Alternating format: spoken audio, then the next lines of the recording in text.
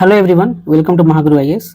सो आज के वीडियो में हम देखेंगे कि how I scored 185 marks in GS one paper of 69 BPSC. Okay, उसके लिए दोस्तों पहले हमें एक स्ट्रेटजी लेके चलनी पड़ती है कि किस तरीके से हमें पेपर को अप्रोच करना है। ओके, सबसे इंपॉर्टेंट तो ये है दोस्तों कि हमें डीआई में आपको 72 मार्क्स लाने पड़ेंगे। ओके, और उसके लिए क्या है कि आपको दोनों डीआई सही करना पड़ेगा, और उससे भी इंपॉर्टेंट है कि आप सही क्वेश्चन सेलेक्ट करो। डीआई में अगर आपने गलत क्वेश्चन सेलेक्ट किया तो आपके एक डीआई गलत हो जाएंगे या आपको कम मार्क्स मिलेंगे। ठीक है, मैंने दोनों डीआई दोस्तों 40 से 45 मिनट्स में टारगेट किया था करने का, और एक्चुअली एग्जाम मैंने 35 मिनट्स में कर दिया था। दोनों दोनों डीआई ओके मैंने 35 मिनट्स में कर दिया था। ओके, नाउ 69 बीपीएससी मुझे जीएस1 में 95 मार्क्स और जीएस2 में 138 है। ओके, और जीएस2 में मेरे को 67वीं 68वीं और 69वीं बीपीएससी में हर साल 140 के रेंज में मार्क्स रहे दोस्तों। ओके, तो ये जीएस1 की कॉपी है, जीएस2 की भी कॉपी मैं अपलोड करूंगा। Little bit about myself that I have written total 7 mains which includes 2 UPSC mains, 3 BPSC में 67वीं 68वीं 69वीं और 2 जेपीएससी में लिखा है मैंने। ठीक है, आपको महागुरु आईएएस आप सर्च करोगे टेलीग्राम पे, you can join my channel also. Now see की मेरे को सेक्शन 2 में सारे शॉर्ट क्वेश्चंस में 4.5 से 5 मार्क्स के रेंज में मार्क्स है। ओके, नाउ सी की हमने कैसे क्वेश्चंस लिखे हैं, कैसे अप्रोच किया। जैसे ये इंडियन काउंसिल एक्ट 1892 का क्वेश्चन है, जिसके बारे में मुझे बिल्कुल नहीं आता। ठीक है, तो जो मेमोरी बेस्ड कुछ भी आता मैंने उसके बारे में 3-4 पॉइंट्स लिखा है। ओके, और उसी को कुछ कुछ एक्सप्लेन कर दिया है। तो ये ऐसा था कि मेमोरी बेस्ड बिल्कुल 1-2 मार्क्स का क्वेश्चन था, बट मैंने लिखा है तो मुझे 3-3.5 नंबर दिए गए। रिलेवेंट ही लिखा हुआ है, बट इससे ये है कि आप कुछ भी लिख के आओ, मतलब एक रिलेवेंट चीज लिख के आओ, कुछ भी छोड़ना नहीं उसको। ठीक है, सेकंड है संथाल अपराइजिंग, जैसे मैंने इंट्रोड्यूस कर दिया संथाल अपराइजिंग क्या है, और उस पर आरसी मजूमदार एक हिस्टोरियन है, उनका स्टेटमेंट कोट कर दिया कि Santhal revolt started due to economic misery but ended as a end to British rule एम के साथ। ठीक है, फिर क्या काउज है संथाल रूल के, तो मेरा जो पैटर्न है लिखने का वो हमेशा पॉइंट वाइज फ्लो चार्ट का मैं यूज करता हूँ और पॉइंट लिखता हूँ। मैं बड़े बड़े स्टेटमेंट्स पैराग्राफ में नहीं लिखता हूँ। ठीक है, तो क्या काउजेज संथाल रिवोल्ट के, तो सोशल काउजेज है रेसिज्म इनइक्वालिटी, पॉलिटिकल काउजेज है उनका जो पॉलिटिकल सिस्टम था उसको डिस्ट्रॉय कर दिया, उनके राइट्स छीन लिए गए, इकोनॉमिक रीजंस थे, रिलीजियस रीजंस थे, वैसे करके। ठीक है, और क्या है कि मैं स्मॉल क्वेश्चन हमेशा 3-4-5 मिनट लिखता हूँ, 5 मिनट से ज्यादा कभी नहीं देता हूँ छोटे क्वेश्चन को। ठीक है, अमूमन मैं 3-3.5 मिनट में एक क्वेश्चन लिख लेता हूँ।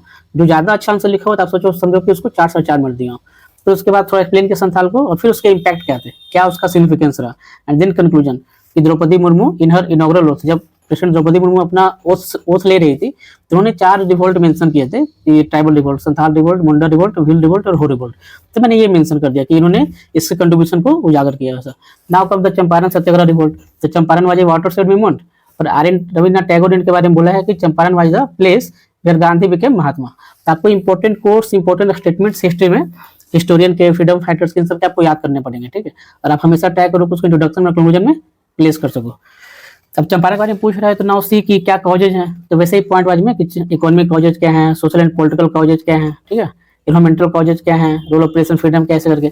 अगली बार से इसको बॉक्स भी कर दिया करना। ठीक है, मैंने बॉक्स नहीं किया है, I have to also improve on some part. ठीक है, नाउ उसको एक्सप्लेन कर दिया, एंड देन सिग्निफिकेंस क्या रहा है चंपारण मूवमेंट का। ओके, एंड देन लास्ट में राजेंद्र प्रसाद का कोट है कि गांधी जी विद गांधी जी का स्टेटमेंट है, with Champaran planter Raj came to end, वैसा। ठीक है, मेरी हैंड राइटिंग थोड़ी खराब है दोस्तों, मेरे को इंप्रूव करना है, bear that. Now Mauryan period का आर्यन आर्किटेक्चर, तो ये क्वेश्चन मैंने 2 से 2.5 मिनट में लिखा हुआ। ठीक है, आप ध्यान देना, ये सारे शॉर्ट क्वेश्चन मैंने टेस्ट में प्रैक्टिस किए हुए थे, 3 से 3.5 मिनट लगे थे क्वेश्चन प्रैक्टिस करने में, लिखने में। तो थोड़ा सा मौर्य के बारे में लिख दिया, इमेजेस वगैरह एक डाल दिए, भले सिंपल डायग्राम से बट डाल दिए। ठीक है, उसमें मेरे को 3.5 नंबर दिया। चंपारण में कितना दिया था मेरे को, चंपारण में को 4.5 नंबर है, और संथाल वाले में मेरे को 4 नंबर है। Okay, now see cave paintings in eastern India. ठीक है, अब ये क्या है कि ये बिल्कुल ही न्यू क्वेश्चन टाइप का था, ये क्वेश्चन नहीं आया हुआ था यूपीएससी में कभी। ठीक है, तो थोड़ा सा भी यूपीएससी में अगर पढ़े हुए हैं या एनसीईआरटी पढ़ते एक आइडिया है। ये तो बिहार में ही है जो केव है, बारबरा केव और जो भी केव है। ठीक है, फिर आपका उदयगिरी केव जो उड़ीसा में थे, ये सब मेंशन है। एक इंडिया का मैप बना दिया, तो मैंने ये सब केव दिखा दिया, कुछ मैंने भीमबेटका वगैरह दिखा दिया, वो बेसिकली सेंट्रल इंडिया का पार्ट है, बट मैंने मैप में दिखा दिया सब। फिर मैंने दिखा दिया कि मॉडर्न टेस्ट में कौन कौन थे, बारबरा केव, नागार्जुना केव्स, थोड़ा लिख दिया उसके बारे में। देन उदयगिरी केव्स जो उड़ीसा में, उसके बारे में लिख दिया। ठीक है, तो भी बस कम आता था, बहुत अच्छा नहीं आता था, मेरे को मार्क्स वैसे 2-2.5 नंबर दिए इसमें। ठीक है, फिर जो बड़े क्वेश्चन थे, तो आप हमेशा ट्राई करो कि जो बड़े क्वेश्चंस आते हैं, हॉट क्वेश्चंस हैं, दिन के 10-15-20 टॉपिक्स हैं, तो आपके पास उसका कंटेंट बहुत अच्छा बना होना चाहिए। ठीक है, आप एक अच्छा कंटेंट अगर बना हुआ है तभी आप एक अच्छा आंसर लिख सकते हैं। ठीक है, और आपके अच्छे कंटेंट से बने हुए अच्छे आंसर प्रैक्टिस किए हुए हैं तो आपको अच्छे मार्क्स फेच करने में हेल्प करेंगे। 15, 18, 20, 22, 24 नंबर तक ही मिलता है बीपीएससी में। देखो नैनो टेक वाले क्वेश्चन में, साइंस वाले में 26 मार्क्स मिलेगा। ठीक है, और वैसा इसलिए क्योंकि मैंने पूरा क्वेश्चन रटा हुआ था, जेनोटेक मैंने सोच से अंतर एकदम बहुत ही अच्छे से लिखा हुआ है उसमें। तो ये है कि evaluate the Champaran Indigo movement and explain its impact, ये क्वेश्चन है, ठीक है। तो चंपारण का इंट्रोडक्शन मुझे याद था, सेम मैंने शॉर्ट क्वेश्चन में डाला हुआ था कि आर एन टैगोर कहते हैं रविन्द्रनाथ टैगोर कि Champaran was the place where Mohandas became Mahatma, ठीक है, ये डाल देना है। Since ancient to medieval to modern times Bihar remained agriculture based state, जब एक्सप्लॉयटेशन हुआ तिनकटिया सिस्टम इंडिगो रिवोल्ट वगैरह, तो फिर चंपारण रिवोल्ट हुआ, ऐसा एक करके दे दिया। And Champaran was A water shade movement. Now causes क्या थे, इकोनॉमिक कॉजेज करके दे दिया। आप जितने सारे कीवर्ड्स यूज कर सकते हो, ठीक है, land revenue settlement, food security, हाँ, विशियस वेब ऑफ ट्रैप, ये माइक्रो डायग्राम डालने की आदत डालिए, ठीक है। आप जितने ज्यादा माइक्रो डायग्राम डाल सकते हैं, ये प्रैक्टिस से आता है। आप लाख रट लोगे, पर जब तक आप माइक्रो डायग्राम प्रैक्टिस नहीं करोगे अपने आंसर में, ठीक है, टेस्ट में, तब तक आप एग्जाम में नहीं डाल के आओगे। तो आप माइक्रो डायग्राम डालने की कोशिश करिए, इससे आपका पेपर जो है थोड़ा सा प्रेडिक्टेबल लगता है, ठीक है। आपकी जो मोनोटोनी होती है text text text text words वाली, वो मोनोटोनी टूटती है, इवैल्यूएटर्स को अच्छा लगता है पेपर चेक करने में, ठीक है ना। सोशल एंड पॉलिटिकल रीजंस में क्या था वो डाल दिए। तो role of media and leaders, इसमें क्या कि जो मीडिया पर्सन थे दिगंबर विश्वास और फिर नील त्रिपुरारी का वो सब डाल दिया। फिर लीडर्स लाइक टैगोर, आरसी दत्त, ये सब डाल दिया हमने, ठीक है। फिर एनवायरमेंटल कॉज में डाल दिया, इंडिगो प्लांटेशन से soil pollution, soil infertility, environmental pollution सब होने लगा। इंटरनेशनल रीजंस भी थे कि इन्वेंशन ऑफ जर्मन डाई हुआ तो उससे भी इशू हो रहा था।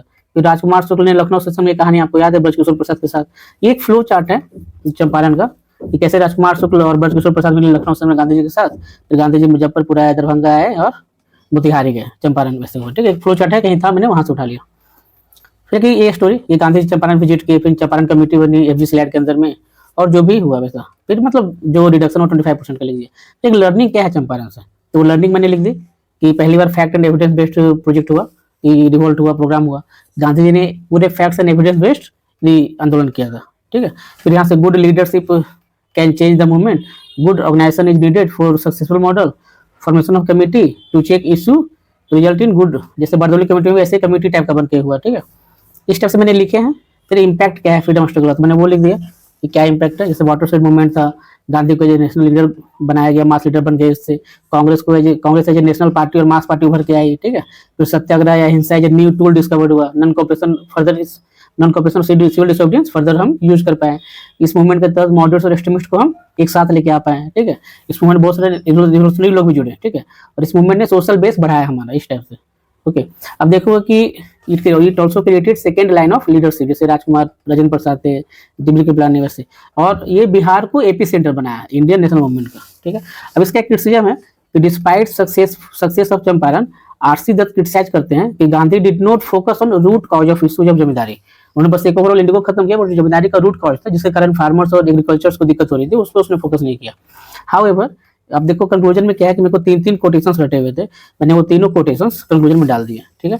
However importance of movement shows, कैसे देखो कि राजेंद्र बाबू कहते हैं कि these people of Bihar and country learn to love satyagraha. दूसरा EMS नरबंदी है, he said that Champaran raised nationalism in India, जो नेशनलिज्म की फीलिंग है वो चंपारण से आई वैसा।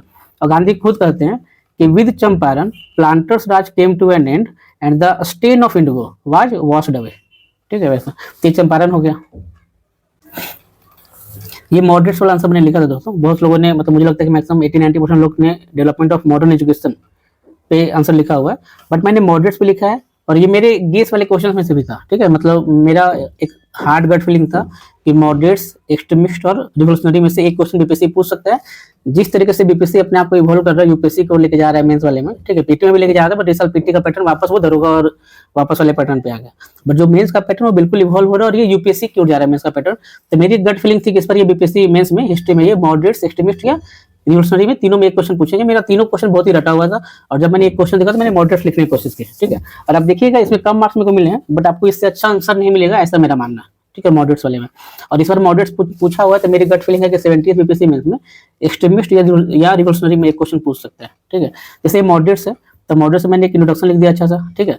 उस पर विपिन चंद्र क्या बोलते हैं वो लिख दिया मैंने। इनिशियल फेज जो था नेशनल मूवमेंट का वो एक सीड टाइम था, ठीक है, बीज बोने का समय था, और जो अर्ली नेशनलिस्ट थे उन्होंने बहुत अच्छे से ये किया ऐसा। फिर मॉडरेट्स के बारे में 3 मॉडरेट्स हैं, उनके जो विचार है, जैसे दादा भाई नेहरू जी हैं, ठीक है। He thought that he called British as just living people, ठीक है। फिर महादेव गोविंद रानडे थे, उन्होंने ब्रिटिश को बोला कि British established rule of law in India.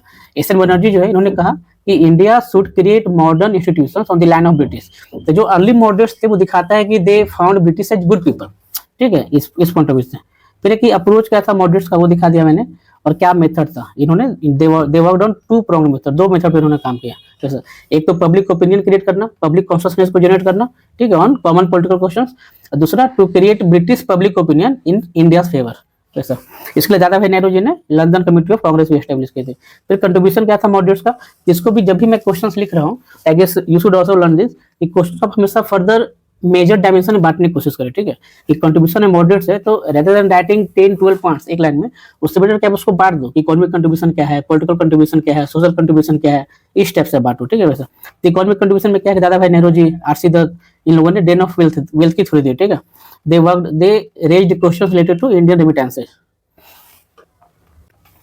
इनका क्रिटिसिज्म था कि एक self sufficient independent Indian economy को ब्रिटिश ने प्योर रॉ मटेरियल सप्लायर बना दिया था। वैसे फिर कॉन्स्टिट्यूशनल या लेजिस्लेचर कंट्रीब्यूशन क्या था कि they demanded reforms in councils.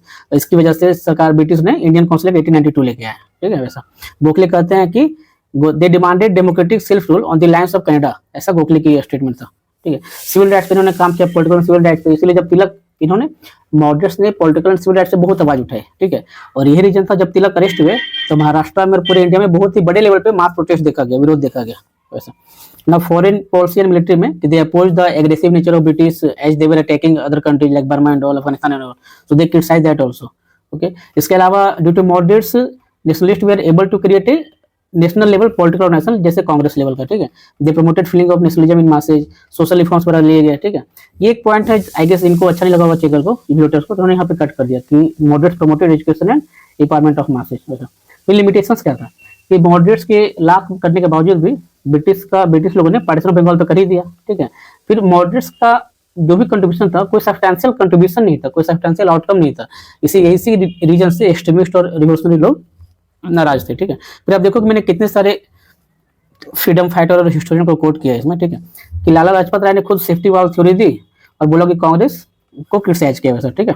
फिर मार्क्सिस्ट हिस्टोरियन बहुत सारे हैं, they criticise moderates and Congress, called them as a product of conspiracy theory. वैसा इवन ब्रिटिश जैसे डफरिन हो गया, दे क्रिटिसाइज कांग्रेस और moderates as desi babus and macroscopic minorities. Aurobindo Ghosh, he called moderates as intellectual bankruptcy and political mendicancy, ठीक है। And called कि ये सब बस प्रेयर्स और पिटीशन कर सकते हैं वैसा। तो moderates lacked self confidence and did not believe in capacity of masses. Critics alleged that their policy of slow political reform suppressed voices of revolutionary. जैसे जो रिवोल्यूशनरी थे, क्रांतिकारी थे, वो एकदम फास्ट रिफॉर्म चाहते थे, वो चाहते थे कि नहीं इंडिया बिल्कुल आजाद हो। बट जो मॉडरेट्स थे वो चाहते थे नहीं ग्रेजुअली हम करें, ठीक है। तो क्रिटिक्स से इनका ये भी क्रिटिसिज्म है कि मॉडरेट्स के कारण रिवोल्यूशनरी की डिमांड बहुत लंबे टाइम तक नहीं सुनी गई, ठीक है। वैसा हो गया। फिर आप देखते हैं कि कैसे इसका कंक्लूजन दे कि despite all criticism it should be noted what Gokhale said, ठीक है। उन्होंने क्या कहा गोखले ने, गोपाल कृष्ण गोखले, कि national movement required large preparation and movement was not right that time. जो आप बोल रहे हैं ना कि हमको एक्सट्रीमिस्ट हो जाना चाहिए, हमको home rule movement, civil disobedience, quit India movement की डिमांड करनी चाहिए, रिवोल्यूशनरी की तरह एक बार में जाने को बोलना चाहिए ब्रिटिश को, तब गोखले कहना है कि वो अर्ली फेज था और कंट्री अभी रिक्वायर्ड नहीं थी उतने बड़े मूवमेंट के लिए। तो उनका मेन काम था बेस बनाना, जो उन्होंने बहुत अच्छे से किया। पटाभी सीतारमैया जो हमारे फ्रीडम फाइटर, उन्होंने बहुत एक अच्छी बात बोली कि moderate build super structure of nationalism on which freedom was one, ठीक है। ये बहुत अच्छे, उन्होंने कांग्रेस को सुपर स्ट्रक्चर मॉडल की संज्ञा दी है वैसा। तो आपको इस तरीके से दोस्तों इंट्रोडक्शन और कंक्लूजन देना पड़ता है, ठीक है। आप अच्छा इंट्रोडक्शन दो और इंट्रोडक्शन में अच्छे कोट्स वगैरह यूज करो, ठीक है। जैसे देखो आप मेरा इंट्रोडक्शन देखो, यहाँ पे मैंने बिपिन चंद्र को कोट किया और यहाँ पे मैंने इतने सारे हिस्टोरियन को कोट किया, ठीक है। और फिर एंड में भी बाकी आपके बीच का कंटेंट तो अच्छा होना ही चाहिए, आपका एंड वाला पॉइंट भी कंक्लूजन आपका अच्छा हो और वहाँ पे भी आप बहुत सारे हिस्टोरियन को और फ्रीडम फाइटर्स को और सोलर को कोट करें ऐसा। ना अगला क्वेश्चन जो है बीपीएससी मेंस के लिए, अब ये सेक्शन 2 है जो कि करंट अफेयर बेस्ड क्वेश्चन इसमें रहते हैं। तो बीपीएससी मेंस के लिए न्यूज़पेपर पढ़ना इतना इंपॉर्टेंट हो गया दोस्तों कि आजकल बहुत सारे क्वेश्चन डायरेक्टली न्यूज़पेपर से आ रहे हैं, ठीक है। और अगर आप न्यूज़पेपर पढ़ते रहेंगे तो आपके आंसर ज्यादा अच्छे लिखे जाएंगे, ठीक है। अब आप ये क्वेश्चन देखो, इसमें बोल रहा है कि explain the concern of supreme court of India on combating gender stereotypes. ये सुप्रीम कोर्ट ने जेंडर स्टीरियोटाइप जो कमेंट किया उसके बारे में आप बात करो, ठीक है।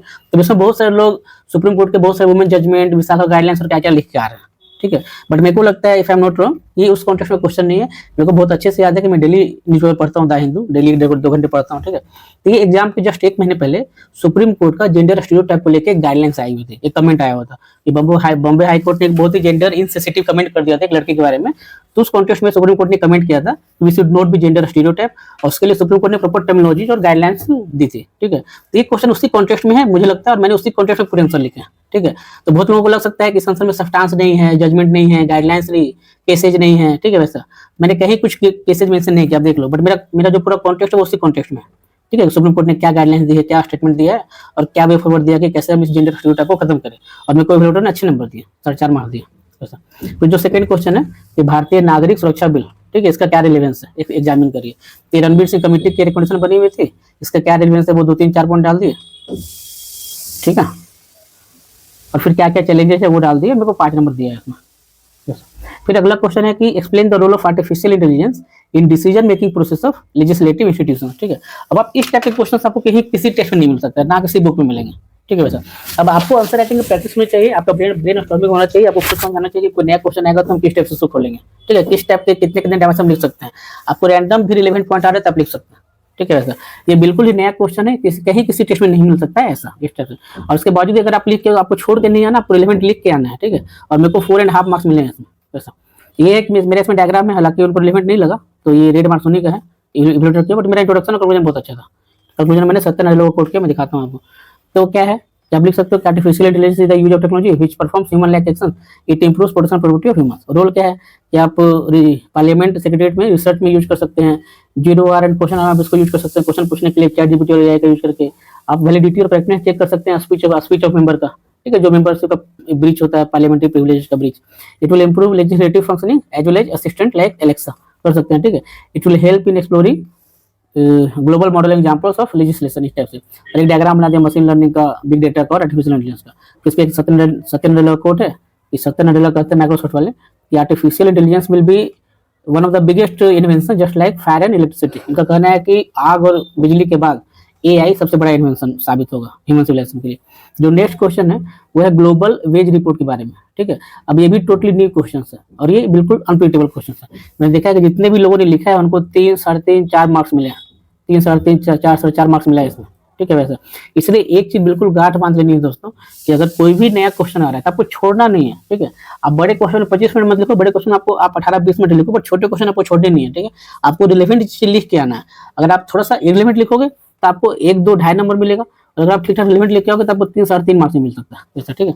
अब देखोगे ये ग्लोबल वेज रिपोर्ट मैंने बहुत अच्छा लिखा है, मेरे को ऐसा लगता है, ठीक है। Recently global wage report was published by International Labour Organization, ये मेरे को पता था, ठीक है। वैसे अब ग्लोबल वेज रिपोर्ट है, आप समझो इस बात को कि ग्लोबल वेज रिपोर्ट है, तो ये कितने लेवल पे उस रिपोर्ट के एनालिसिस करेंगे। तो कंट्री वाइज हो सकता है, रीजन वाइज हो सकता है, मान लो कि इंडिया है, इंडिया वाइज, फिर ये साउथ एशिया वाइज कर सकते हैं कि India versus Bangladesh versus Pakistan versus Sri Lanka, ऐसे कर सकते हैं, ठीक है। फिर ये सेक्टर वाइज कर सकते हैं एनालिसिस कि formal sector, informal sectors, industry wise कर सकते हैं कि टेक्सटाइल सेक्टर में ऐसा है, ऑटोमोबाइल सेक्टर में ऐसा है, और जेंडर वाइज तो है ना वैसा। फिर पैरामीटर्स क्या क्या हो सकते हैं चेक करने में, तो जो कॉमन पैरामीटर्स आप कॉमन अंडरस्टैंडिंग से कॉमन से सोच सकते हो वही पैरामीटर्स में, कुछ ये नया लेके नहीं आ जाएगा, है ना वैसे। तो ग्लोबल वेज रिपोर्ट में क्या क्या पैरामीटर्स होते हैं, नंबर ऑफ आवर्स वर्क, कितने घंटे काम करने, मिनिमम वेज मिल रहा है कि नहीं मिल रहा है, ठीक है। फेयर वेज कितना होना चाहिए, उस पर फ्लोर रेशियो जो होता है, जो फेयर वेज डिसाइड करता है वो कितना होना चाहिए, ठीक है। जो वर्किंग कंडीशन है, पेज फैसिलिटी है, वुमेन फैसिलिटी है, वर्क लाइफ बैलेंस है कि नहीं, मैटरनिटी लाइफ, पैटर्निटी लाइफ मिल रहा है कि नहीं, सोशल प्रोटेक्शन स्कीम्स है या नहीं है, इनफॉर्मल सेक्टर्स को प्रोटेक्शन है कि नहीं, ये सब पैरामीटर्स होंगे। इसी पैरामीटर्स पे वेज रिपोर्ट बनती होगी, एक कॉमन सेंस की बात है, ठीक है। इसका इंपैक्ट रिपोर्ट का क्या होगा, it highlighted gender divide, glass ceiling, ठीक है। अब ये सब कीवर्ड्स है। Most of labours are in informal sectors without social protection, ये सब इसका ये है। तो इसका भी फॉरवर्ड क्या है कि stop glass ceiling, recognise the care economy जो है वुमेन वाली, ठीक है। लेजिस्लेशन बनाया जाए वैसा, and provide the creche and facility step से। जैसे मेरे को कितने नंबर दिए, 4.5 मार्क्स दिए, ठीक है।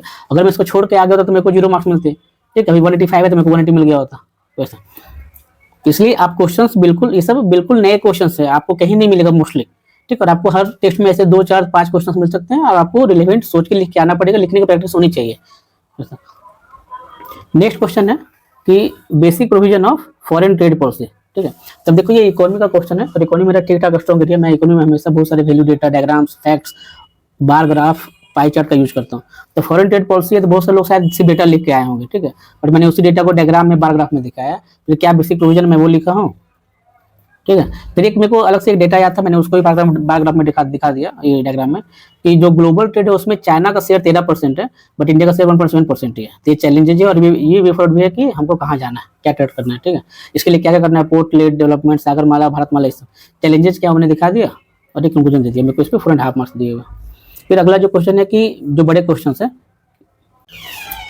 अब बड़े क्वेश्चन में सबसे बड़ा इशू ये होता है दोस्तों, इस क्वेश्चन को के स्ट्रक्चर को समझना और उस क्वेश्चन को मल्टीपल पार्ट्स में ब्रेक करना है, क्या क्या पूछ रहा है, ठीक है। इस क्वेश्चन को मैंने 2-3 पार्ट में ब्रेक किया है कि how does India's leadership in G20 reflect its commitment to ancient philosophy of Vasudhaiva Kutumbakam. तो मैंने वो दिखा दिया, इंट्रोडक्शन पहले मैंने दिया, ठीक है। तो मैंने पहले पार्ट में वो तोड़ा है, ठीक है। तो सेकंड पार्ट में ये पूछ रहा है कि एग्जामिन द वेज, किस तरीके से, किस वेज से, in how many ways, in which ways India का जो अप्रोच है ये अलाइन करता है ग्लोबल कोऑपरेशन और डेवलपमेंट से, ठीक है वैसे। तो सेकंड पार्ट में मैंने वो दिखाया, देखो ये, ठीक है वैसा। इस 2 अप्रोच में मैंने तोड़ा है चीज़ों को और वैसे ही लिखा है, ठीक है। तो पहले जब G20 को और इंडिया के रोल के कॉन्टेक्स्ट में डिफाइन कर दो कि जो इंडिया में सबमिट हुआ था उसका जो थीम था वसुधैव कुटुंबकम था। इसका मतलब क्या होता है, the whole world is one family, और ये लिया गया है महाउपनिषद से, ठीक है। फिर आप टॉपिक पे सीधे आगे, जो बॉडी है कंटेंट है, इंडिया का जो लीडरशिप है वो कैसे वसुधैव कुटुंबकम की फिलोसफी को दिखाता है। तो हमने पहली बार ऐसा हुआ G20 में कि विदाउट एनी फुटनोट्स एक अनोनिमस डिसीजन, एक अनोनिमस कंसेंसस फाइनल हुआ in the form of declaration, ठीक है ऐसा। फिर हमने पहली बार ग्लोबल नॉर्थ और ग्लोबल साउथ को मर्ज करने की, ब्रिज बनाने की कोशिश की है। हमने voice of global south summit host किया है यहाँ पे, ठीक है। फिर कनेक्टिविटी के रिगार्डिंग हमारा जो इनिशिएटिव था, जैसे India middle east Europe economic corridor है जो कनेक्ट करता है एशिया को, मिडल ईस्ट को, यूरोप को, ठीक है, इस टाइप से। तो rather than writing in paragraph you can use such type of micro flow chart, ठीक है वैसे। इससे आपका प्रेजेंटेशन थोड़ा सा अच्छा होता है। फिर हमने पहली बार अफ्रीकन यूनियन को, जो अभी तक रिप्रेजेंट नहीं हुए थे G20 में, उनको हमने एक फुल मेंबर बनाया अफ्रीकन यूनियन को। हमारे अप्रोच को दिखाता है ग्लोबल वसुधैव कुटुंबकम के अप्रोच को, वन फैमिली वाले को। फिर रशिया यूक्रेन वॉर पे भी हमारा अप्रोच बहुत ही पीसफुल डायलॉग को और रिकॉन्सिलिएशन को लेके था। फूड एंड फर्टिलाइजर सिक्योरिटी को लेके हमने डेक्कन प्रिंसिपल पे साइन किया, चेन्नई डिक्लेरेशन पे साइन किया, और ब्लू इकोनॉमी, ठीक है। ग्रीन डेवलपमेंट प्रोजेक्ट पे हमारा कुछ इनिशिएटिव था। टूरिज्म पे हमने टर्की डिक्लेरेशन को आगे बढ़ाया और बाली डिक्लेरेशन को पुश किया। फिर टूरिज्म पे लेके एक स्मॉल माइनर डायग्राम है, आप इस टाइप का डायग्राम डाला करिए, मेरा इस सजेशन रहेगा। फिर G20 को लेके एक स्मॉल पाई चार्ट, एक फ्लो चार्ट, एक डायग्राम मेरे पास रटा हुआ था, मैंने ध्यान में था, तो मैंने G20 पे डायग्राम बना दिया कि G20 क्या करती है कि 60% population, 70% trade, 80% GDP, globe world की 60% पॉपुलेशन, 70% ट्रेड और वर्ल्ड की 80% GDP को शो करता है G20, ठीक है वैसा। फिर इंडिया का अप्रोच कैसे दिखाता है ग्लोबल कोऑपरेशन डेवलपमेंट को, कैसे करता है वो, ठीक है। तो जो इंडिया का लीडरशिप रोल है, चाहे क्लाइमेट चेंज में हो, चाहे रिन्यूएबल एनर्जी में हो, जैसे पंचामृत प्लेज हो, नेट जीरो, इन सब में। तो जो इंडिया का अप्रोच है पॉलिसी, जैसे सागर हो गया, फर्स्ट रिस्पॉन्डर हो गया, नेट सिक्योरिटी प्रोवाइडर हो गया, इन सब में। फिर initiatives like mission lifestyle, CDRI जो है solution for disaster resistance, international solar line, इन सब के थ्रू भी दिखाता है। फिर हमने जो डिजिटल इंफ्रास्ट्रक्चर बनाया है, जैसे UPI हो गया, इस टाइप की चीजें, और हम शेयर भी कर रहे हैं, ठीक है वैसे लोगों के साथ। वैक्सीन मैत्री हो गया, ऑपरेशन संजीवनी हो गया कोविड के टाइम पे, ऑपरेशन दोस्त हो गया टर्की और इन सब के टाइम पे, ठीक है वैसा। फिर ये कंक्लूजन के टाइम पे है कि India G20 leadership coincided with Amrit Kaal. During this period, a space mission like Chandrayaan and Aditya L1 was also launched, which put India in super leadership image. ठीक है। फिर PM Modi had commented that India's rise is for the betterment of world. India will ensure peace, prosperity and development of world for benefit of all. ठीक है। All countries agree that it's India's moment in the world, and through successful G20 with Vasudhaiva Kutumbakam philosophy, it will bolster India image. It will bolster India image वैसा करके। इस type से हमने लिख दिया, हमको 20 मार्क्स दिया इन्होंने वैसा। अब अगला जो क्वेश्चन है वो है यूनिफॉर्म सिविल कोड पे, ठीक है। अब इसमें मैंने बहुत अच्छा आंसर लिखा हुआ था ऐसा मुझे लगता है, ठीक है। मैंने बहुत सारे लोगों को कोट किया है, कॉन्स्टिट्यूशन मेकर को, संविधान बनाने वाले को, फ्रीडम फाइटर्स को, पॉलिटिकल साइंटिस्ट को, ठीक है। लेकिन फिर भी मेरे को इसमें मार्क्स कमी मिले, मेरे को लगता है मुझे 15-17 मार्क्स मिले वैसा। देखते हैं वैसे। तो यूनिफॉर्म सिविल कोड पे क्या है, पहले हम डिफाइन कर दें यूनिफॉर्म सिविल कोड है क्या, ठीक है। तो ये on the lines of one nation one law पे है, ठीक है। और ये बेसिकली कॉमन सिविल कोड की बात करता है, on the lines of western countries. ये वेस्टर्न सेकुलरिज्म का फीचर है, ठीक है। अच्छा, आर्टिकल 44 में कॉन्स्टिट्यूशन में ये मेंशन भी है, डायरेक्टिव प्रिंसिपल से, ये मैंने मेंशन कर दिया। यूनिफॉर्म सिविल कोड बेसिकली किस चीज़ों की बात करता है, तो पर्सनल लाइफ में मैरिज, सक्सेशन, डाइवोर्स और एडॉप्शन की बात करता है मोस्टली। अब यूनिफॉर्म सिविल कोड का पॉजिटिव कॉन्सिक्वेंसेस क्या हो सकता है वो देखते हैं। तो uniform civil code Nehruvian vision को दिखाता है, ठीक है। तो नेहरू का विजन था एक मॉडर्न प्रोग्रेसिव इंडिया का, उसको दिखाता है वो।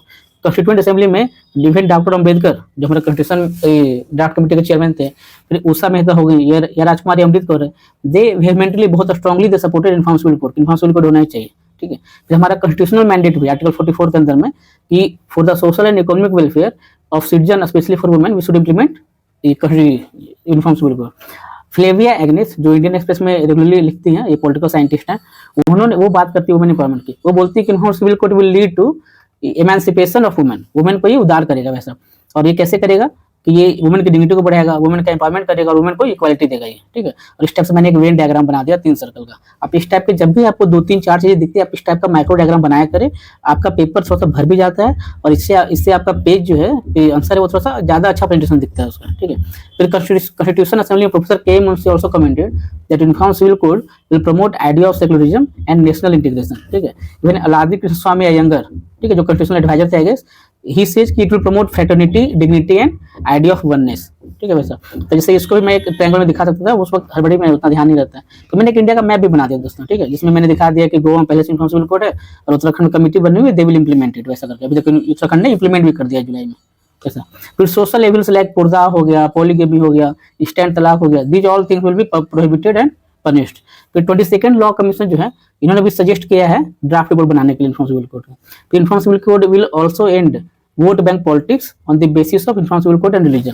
जैसे इन्फॉर्म सिविल कोड के नाम पे इतनी पॉलिटिक्स होती है, रिलीजियस के नाम पे इतनी पॉलिटिक्स होती है, अगर हम इंप्लीमेंट करते हैं, जैसे राम मंदिर का इशू खत्म हो गया, तो Ram Mandir as a vote bank politics का पार्ट नहीं है। जैसे अगर हम इन्फॉर्म सिविल कोड इंप्लीमेंट कर देंगे, जो कि it's betterment for the people और स्पेशली वुमेन, तो इससे ये वोट बैंक पॉलिटिक्स भी खत्म हो जाएगा। फिर हमने इन्फॉर्म सिविल कोड के रिलेटेड सुप्रीम कोर्ट की कुछ गाइडलाइंस या जजमेंट है, तो मैंने वही मेंशन किया, जैसे शाहबानो केस हो या सल्ला मुद्दल केस हो या ट्रिपल तलाक केस हो, तीनों केस में सुप्रीम कोर्ट ने प्रॉपर्ली मेंटेन किया है इस बात को, ठीक है, इंगित किया है, बताया है कि centre should implement uniform civil code, it will be beneficial for the women, ठीक है वैसा। नाउ नेगेटिव कंसीक्वेंसेस क्या है दोस्तों, ये क्या है नेगेटिव कंसीक्वेंसेस, कि जो इन्फॉर्म सिविल कोड अगर हम इंप्लीमेंट करते हैं और करेंट जो कॉन्टेक्स्ट है, माहौल है, तो उस कॉन्टेक्स्ट में it will create distrust and it will destroy social harmony. एक चांस है कि सोशल हार्मनी ये बिगाड़ सकता है। It will promote use of religion in politics and it will communalise, ठीक है, जब पॉलिटिक्स वैसा। फिर it will violate fundamental rights of religion under article 25, 26, 28। Article fundamental right of religion है, उसको वायलेट कर सकता है वैसा। It will charge political environment in a very negative way, country में जो पॉलिटिकल एनवायरमेंट है उसको ये इंपैक्ट कर सकता है निगेटिव वे में, ठीक है।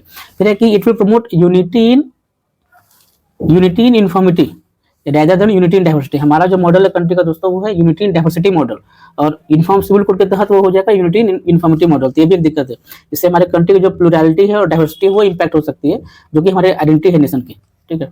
फिर कि जो डायरेक्टिव प्रिंसिपल्स है वो फंडामेंटल राइट्स के ऊपर डोमिनेट कर जाएगा। अभी जो फंडामेंटल राइट्स ऑफ रिलीजन है वो ओवरसीड करता है, ऊपर है डायरेक्टिव प्रिंसिपल्स के। और अगर हम इन्फॉर्म सिविल कोड को ये कर देंगे, इसका मतलब है कि it will be on upper hand, ठीक है, कंपेयर टू फंडामेंटल राइट्स। जैसे आप देखो डायरेक्टिव प्रिंसिपल जो है वो अपर हैंड पे हो जाएगा फंडामेंटल राइट्स से। One more criticism is that it will exempt north east which consist major part of ये। जैसे जो 22nd लॉ कमीशन की जो रिपोर्ट आई उसमें उन्होंने बोला है कि नॉर्थ ईस्ट को भी एग्जेम्प्ट कर दिया जाए, ठीक है। तो उसमें एक और रिकमेंडेशन है कि ट्राइबल इशूज आर्टिकल 371 और 5th और 6th शेड्यूल के तहत उनको ट्राइबल कस्टम्स को लेकर स्पेशल प्रोटेक्शन दी गई है, ट्राइबल कस्टम्स और ट्रेडिशंस को लेकर, ठीक है।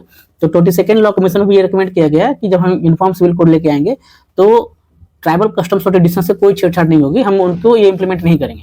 तो बेसिकली हम नॉर्थ ईस्ट को और ट्राइबल इश्यूज को हम एग्जामिनेशन दे रहे हैं इसमें। तो फिर ये ठीक ठाक पॉपुलेशन, मान लो 20-30-40% पॉपुलेशन हम देश की पॉपुलेशन पे ही लगेगा ही नहीं, तो फिर से वो एक इशू है ऐसा। तो ये पॉजिटिव और नेगेटिव हो गया। नाउ क्या है, कंक्लूडिंग पार्ट में जाएंगे तो प्री कंक्लूजन में क्या है कि we should try for a gradual and pluralist approach, we should implement UCC in piecemeal approach. शुरू में भी यही अपनाया गया था 1950 आजादी के बाद, जो हिंदू कोड भी लाया वो एक बार में नहीं लाया गया, ठीक है। जब एक बार में लाया गया तो बहुत ही उसके लिए प्रोटेस्ट हुआ पूरे नेशनल लेवल पे, तो फिर उसको टुकड़ों में पास किया गया। एक सेशन ये है कि हम पूरा इन्फॉर्म सिविल कोड एक बार में ना लाके हम पीसमील अप्रोच को फॉलो करें। कौन सा अप्रोच? Piecemeal approach. उसमें क्या है, टुकड़ों में पीसेज में बांटे, मतलब एक एक चीज पे एक बार इंप्लीमेंट करें, उसको पास करें, फिर 2 साल बाद फिर एक नया बिल लेके आए, वैसे करके। To implement utilise political consensus, कि हम जितने पॉलिटिकल पार्टीज हैं, जितने पॉलिटिकल स्टेक होल्डर्स हैं, ठीक है, सब एक साथ बैठे एंगेज हम इन मल्टी स्टेक होल्डर कंसल्टेशन, ठीक है। 21st लॉ कमीशन जो है इट हैड हाउएवर, जो 21st लॉ कमीशन है इसका एक बहुत ही फेमस स्टेटमेंट था। It had commented that uniform civil code is neither feasible not desirable at this stage, ठीक है। गांधी का जो सर्वधर्म संभाव मॉडल है इट शुड बी फॉलोड, ठीक है, while thinking about uniform civil code. तो मैंने ये इन्फॉर्म सिविल कोड पे लिखा था, ठीक है। तो मेरे को इसमें कितने दिए? अच्छा 17 मार्क्स दिया मेरे को, ठीक है। मेरे को ऐसा लगता है कि ठीक है 17 मार्क्स भी अच्छे हैं, बट मेरे को लगता है कि मेरे को उसमें 20-22 मार्क्स मिलना चाहिए था, बट ठीक है ना ऐसा। अब इसमें क्या है कि अब मेरे आंसर अगर आप देखोगे अभी तक आपको ये फील हो गया होगा कि कुछ आंसर एवरेज है, 1-2-3 आंसर शायद बिलो एवरेज में, बट ओवरऑल जो मेरे बड़े क्वेश्चन थे मैंने बहुत अच्छे लिखे हुए हैं। और मेरे टीचर तो हमेशा बोलते थे कि जब भी आंसर लिखो बड़े आंसर तो लॉ ऑफ एवरेज फॉलो करो, ठीक है, लॉ ऑफ एवरेज, कि सारे क्वेश्चन आप अच्छे लिखने की कोशिश करो, एवरेज लिखने की कोशिश करो, उसमें 2-3 क्वेश्चन आपके ज़्यादा अच्छे होंगे और आपको उसमें 20, 22, 23, 24 नंबर मिल सकता है, तो आपके नंबर अच्छे आ जाएंगे। ठीक है, अब आते हैं, ये क्वेश्चन आंसर हो गया, अब आते हैं DI वाले पार्ट पे। ठीक है, तो ये मैंने 2 DI सोल्व किए थे और मेरे को दोनों DI में 72 मार्क्स मिला। इसमें मैं कुछ चीज़ें बताना चाहता हूँ दोस्तों कि DI को लेके क्या है कि आइडियली DI डेटा इंटरप्रिटेशन में 1 से 1.25 घंटे तक का टाइम लगता है। मैंने जब 67 BPSC दिया था तो मुझे अच्छे से याद है कि मुझे 1 से 1.25 घंटा लग गया था। ठीक है, और जब 68 BPSC दिया तो मुझे हार्डली 40-45 मिनट्स लगा था 2 DI सोल्व करने में, और 69 BPSC में मुझे याद है कि मैंने 30 से 35 मिनट में दोनों DI सोल्व कर लिया था। ठीक है, वैसा इसके लिए आप क्लासेस ले सकते हैं दोस्तों। मैंने क्लासेज अटेंड की थी, एक LK झा सर के यहाँ भी, ठीक है, और ये 69 के टाइम पे, बट उसके अलावा 67 और 68 BPSC में मैंने दीपांकर सर के यहाँ क्लास ज्वाइन की थी ऑनलाइन। ठीक है, मेरे को इनका भी DI का लेक्चर बहुत अच्छा लगा था, इनकी फीस भी बहुत कम है, डेली प्रैक्टिस करवाते थे, आप ज्वाइन कर सकते हैं इनके, हमने दोनों में कहीं भी ज्वाइन कर सकते हैं। वैसा सबसे इंपॉर्टेंट है DI को लाइटली नहीं ले सकते हैं। बहुत लोग बहुत लाइटली लेते हैं, मैं तो बना लूंगा, बिल्कुल आप बना लोगे, बट आपका टाइम फिर 1-1.25 घंटा चला जाएगा। ठीक है, और अगर आप वही प्रैक्टिस करो, अगर आप 40 मिनट बना लेते हो तो आपका 20 मिनट बचता है। ठीक है, और 20 मिनट का मतलब है कि आप 5-5 मिनट 4 बड़े क्वेश्चन में एक्स्ट्रा दे सकते हैं, उससे आपके 2 चौक 8 आपके कम से कम 10 नंबर बढ़ सकते हैं पूरे पेपर में। ठीक है, वैसा एक तो ये है DI को लेके। दूसरा क्या है कि आप जब भी क्वेश्चन सिलेक्शन में बहुत ही आपको सावधानी बरतनी है। ठीक है, और कौन सा क्वेश्चन सिलेक्ट करना है ये सबसे इंपॉर्टेंट है, और ये आपके प्रैक्टिस से ही आएगा कि आप जब प्रैक्टिस करोगे तो आपको समझ में आ जाएगा कि हाँ ये क्वेश्चन इजी, ये कर लेंगे। ठीक है, इससे सबसे इजी पाई चार्ट क्वेश्चन होता है। ठीक है, इसमें 2 पाई चार्ट थे, दोनों सेक्शन में एक पाई चार्ट था, मैंने पाई चार्ट यूज किया तो उससे मेरे टाइम बच गए, पहला। दूसरा आप ये देखो कि इसमें मेरे स्टेप्स कम लिखे हुए, मतलब मैंने लिखा है बट मैंने उतना एक्सप्लेन करके नहीं लिखा है। ठीक है, कि हाँ मैंने पूरी लैंग्वेज लिखी हो, वैसा कुछ नहीं किया। ठीक है, मेरे किसी भी आंसर में आपको उतने स्टेप्स नहीं दिखेंगे। राइट, देखो मैं मतलब कम से कम वर्ड्स लिखता हूँ, मेरे स्टेप्स हैं ऐसा नहीं है। ठीक है, स्टेप्स हैं मेरे 4-5, बट मैं उतने वर्ड्स नहीं लिखता हूँ, आप ये देख सकते हो। इससे आपका टाइम बचता है। आप ये कर सकते हैं कि कम से कम वर्ड्स में आप 3-4 लाइन लिखे। इसमें मैंने पाई चार्ट यूज किया, ये भी मैंने मेरे पाई चार्ट क्वेश्चन, बट इसमें मैंने पहले बना लिया था, मेरे को लगा कि डेटा मैं बना लूँ तो बाद में यूज हो सकता है। तो यहाँ भी मैंने बहुत नहीं लिखा है, देखो देख सकते हो आप। ठीक है, स्टेप्स हैं बट उतने वर्ड्स नहीं लिखे हुए, और मेरे को मार्क्स हैं उसमें। तो वो जो एक परसेप्शन है कि बहुत लिखना होता है DI में, वो परसेप्शन भी सही नहीं है। ठीक है, तो आप ऐसे कर सकते हैं।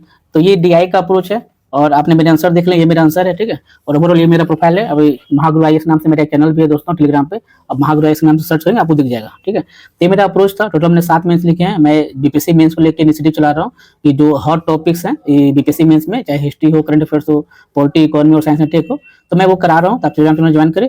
मैं बहुत सारे मेंस का वैल्यू एडिशन डाल रहा हूँ, डायग्राम से इंपॉर्टेंट फैक्ट्स, इंपॉर्टेंट डायग्राम, मैं वो सब भी डाल रहा हूँ। Okay, so thanks for watching this video. If you like this video, keep share my video, join my channel and share this PDF also.